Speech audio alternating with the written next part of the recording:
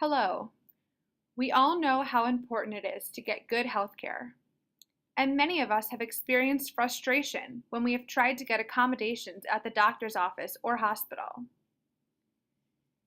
It is important to be aware of your rights, especially now when there is so much news about Ebola and Enterovirus, or EVD68. Zachary Ennis is an intern here at ODHH. He's a graduate student in the social work department at Gallaudet and has done some research for us on the current viruses and the laws. There is a lot to learn.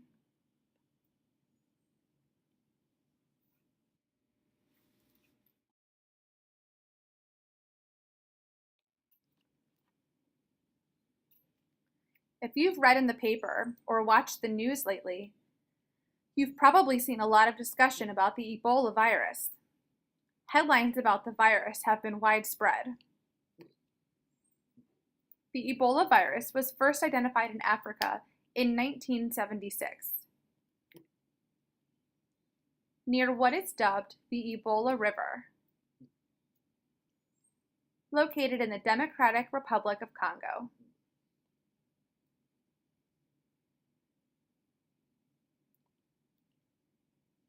Since 1976, the virus has slowly spread, but it is just recent that the outbreak has become more serious. Currently, there is a reported estimate of 3,800 deaths related to the virus. During the most recent outbreak, Ebola is not only confined to the Republic of Congo, but is spread to other parts of West Africa as well. There is one case of an infected patient from Africa who was diagnosed and treated in Dallas, who has unfortunately died.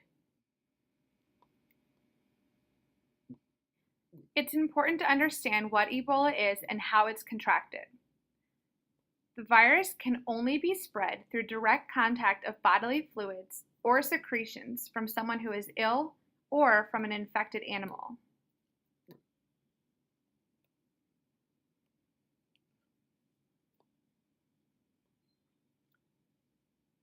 Symptoms of the virus include headaches, sore throat, fever, vomiting, and more.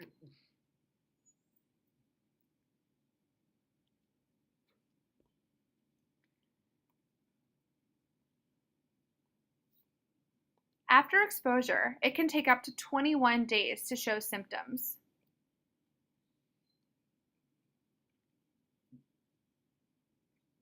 The Center for Disease Control is closely monitoring all hospitals to make sure that staff and responders know how to assess the situation. Right now, there is no cure for Ebola.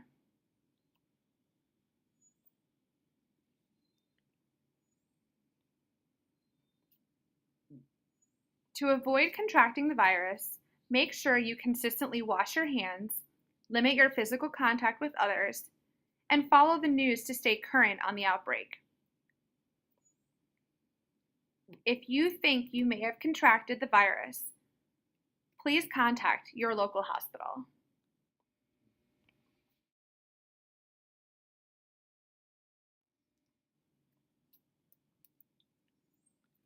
The news is inundated with headlines about the Ebola virus.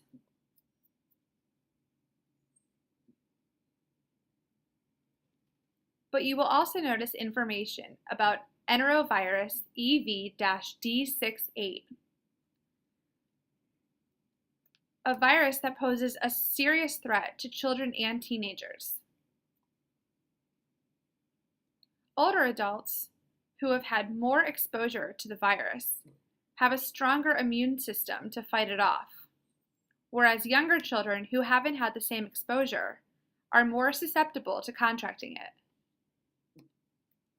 Enterovirus has spread to 45 states, and many schools have reported cases.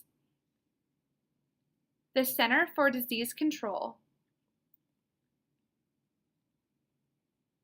is encouraging the public to take special note of their hygiene, including washing their hands, avoiding physical contact, and sanitizing hard surfaces.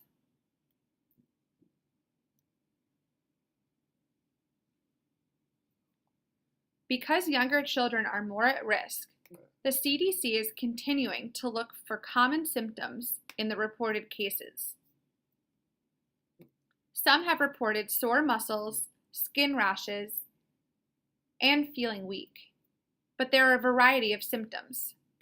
A common pattern is showing up with children with asthma, and it is important to consult with your doctor to develop a plan on how to stay safe.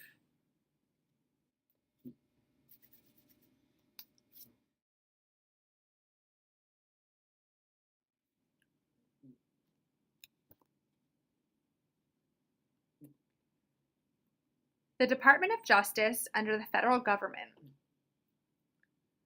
is promoting the No Barriers to Healthcare initiative.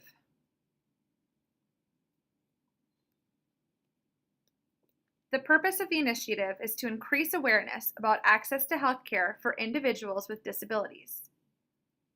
This vlog is part of a push for that initiative.